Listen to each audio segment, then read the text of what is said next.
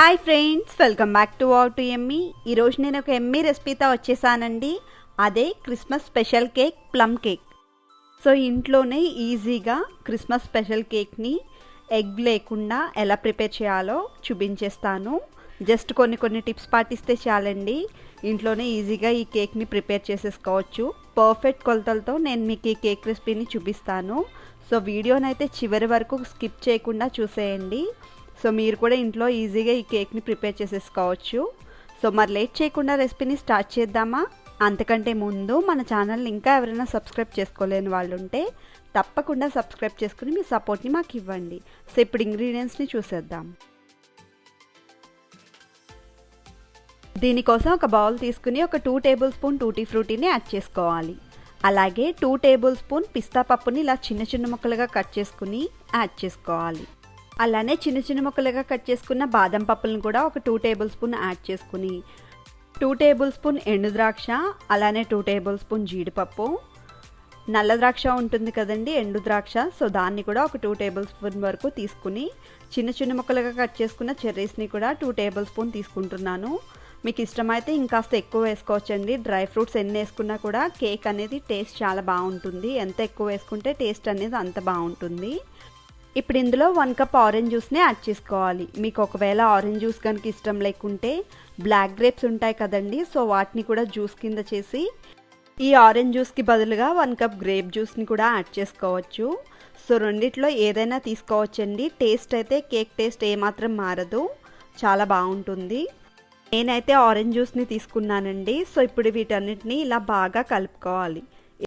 ఇలా బాగా కలుపుకున్న తర్వాత ఖర్జూరం ఉంటుంది కదండి, సో దాన్ని ఇలా చిన్న ముక్కలుగా కట్ చేసుకుని యాడ్ చేసుకుని ఇలా బాగా కలుపుకోవాలి.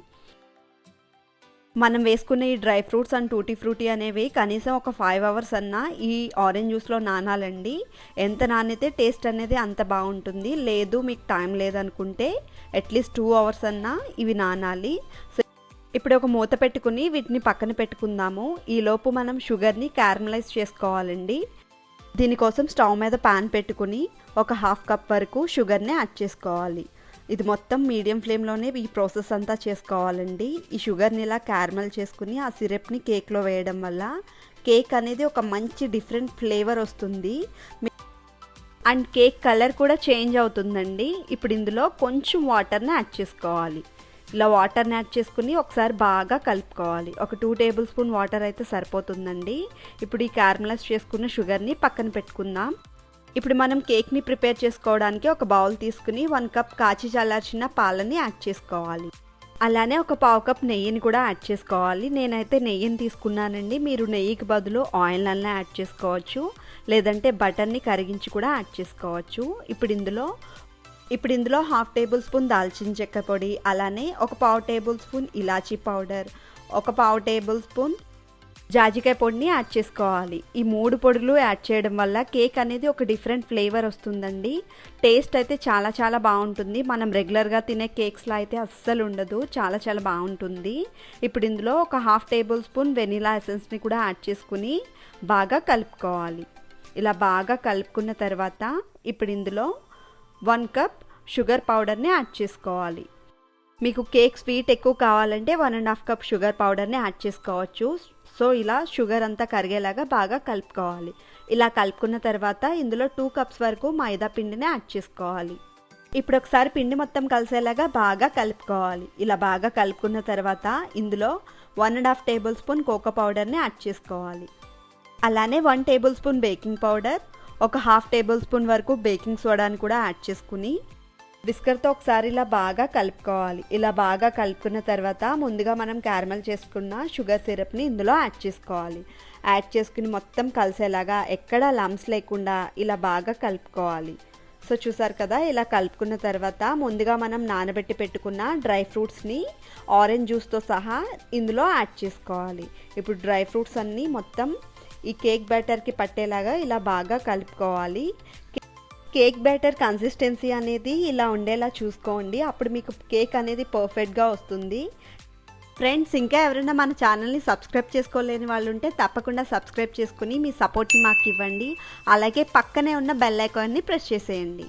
ఇప్పుడు ఒక కేక్ మౌల్డ్ తీసుకుని కొంచెం నెయ్యిని కానీ ఆయిల్ని కానీ అప్లై చేసుకోవాలి. అలాగే కొంచెం మైదా పిండిని యాడ్ చేసుకుని ఇలా డస్టింగ్ చేసుకుంటే మీ కేక్ అనేది ఎక్కడ అంటుకోకుండా వస్తుంది. అలానే ఒక బటర్ పేపర్ని కానీ లేదా A4 షీట్ని కానీ ఇలా అడుగును వేసుకుంటే కేక్ అనేది ఎక్కడ మీకు అడుగంటకుండా మాడిపోకుండా ఉంటుందండి. అలానే సైడ్ని కూడా ఈ బటర్ పేపర్ని వేయడం వల్ల కేక్ అనేది ఓవర్ కుక్ అవ్వకుండా ఉంటుందండి.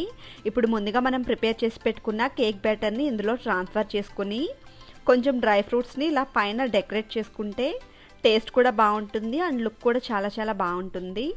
ఇలా డ్రై ఫ్రూట్స్ అన్నీ వేసుకున్న తర్వాత ఒకసారి ఇలా ట్యాప్ చేస్తే ఎక్కడైనా ఎయిర్ బబుల్స్ ఉంటే మీకు పోతాయి. కేక్ అనేది ఫ్లఫీగా వస్తుంది. నేను ఈ కేక్ని ఓటీజీలో ప్రిపేర్ చేస్తున్నానండి. ఆల్రెడీ దీన్ని 180 డిగ్రీస్ దగ్గర పెట్టుకుని 10 మినిట్స్ పాటు ప్రీహీట్ చేసుకున్నాను. ఈ కేక్ని ఒక 45 మినిట్స్ పాటు బేక్ చేసుకోవాలండి 180 డిగ్రీస్ దగ్గర. మీరు నార్మల్గా ఈ స్టవ్ మీద ఈ కేక్ని ప్రిపేర్ చేసుకోవాలంటే ముందుగానే ఒక మందపాటి గిన్నె తీసుకుని ఒక 1 ఇంచ్ ఉండేలాగా సాల్ట్ కానీ ఇసుక కానీ వేసుకుని ఒక 10 మినిట్స్ పాటు ప్రీహీట్ చేసుకుని ఒక 1 అవర్ పాటు మీడియం ఫ్లేమ్లో పెట్టుకుని ఈ కేక్ని బేక్ చేసుకుంటే సరిపోతుందండి. నేనైతే ఓటీజీలో 45 మినిట్స్ టైమర్ సెట్ చేసుకుని ఈ కేక్ని ప్రిపేర్ చేసుకున్నాను.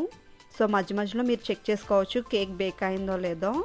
సో చూసారు కదా, ఒక 45 మినిట్స్ తర్వాత కేక్ అనేది చక్కగా బేక్ అయిపోయిందండి. సో చూసారు కదా, టూత్ పిక్ పెడితే మీకు ఎక్కడా కూడా అంటుకోకుండా వచ్చింది. పర్ఫెక్ట్గా బేక్ అయిపోయింది మన కేక్.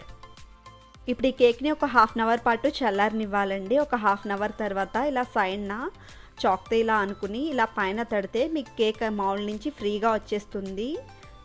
సో చూసారు కదా, మౌల్డ్కి ఎక్కడ కూడా అంటుకోలేదు పిండి వేయడం వల్ల. ఇప్పుడు ముందుగా మనం వేసుకున్న ఈ బటర్ పేపర్స్ని కూడా స్లోగా రిమూవ్ చేసుకోవాలి. అంతే అండి, మన ఎమ్మి Christmas special cake plum cake ready అయిపోయింది. టేస్ట్ అయితే చాలా బాగుంటుందండి. మనం రెగ్యులర్గా తినే కేక్లా అయితే అస్సలు ఉండదు. ఈ క్రిస్మస్ ట్రీని చూసారా, ఇది కూడా నేనే ప్రిపేర్ చేశానండి. డెఫినెట్గా ఆ వీడియో కూడా నేను మీకు పోస్ట్ చేస్తాను. ఇప్పుడు ఈ కేక్ని అయితే కట్ చేసేద్దాము. సో చూసారు కదా, మన ఎమ్మి ప్లమ్ కేక్ ఎంత బాగుందో. ఎక్స్పెషల్లీ మనం వేసుకునే ఈ డ్రై ఫ్రూట్స్ అది తినేటప్పుడు పంటికి తగులుతూ సూపర్ టేస్టీగా ఉంటుందండి. నేను చెప్పిన కొలతలతో మీరు కూడా ఈ కేక్ని ప్రిపేర్ చేయండి, పర్ఫెక్ట్గా వస్తుంది. సో క్రిస్మస్ కేక్ని ఇంట్లోనే ఈజీగా ప్రిపేర్ చేసేసుకోవచ్చు మీరు కూడా. సో ఇదండి ఇవాళ రెసిపీ. ఈ రెసిపీ కనుక మీకు నచ్చినట్లయితే తప్పకుండా లైక్ చేయండి, షేర్ చేయండి, కామెంట్ చేయండి. మరిన్ని ఎమ్మీ రెసిపీస్ కోసం మన వావ్ టు ఎమ్మీ ఛానల్ని సబ్స్క్రైబ్ చేసుకోండి. Thanks for watching.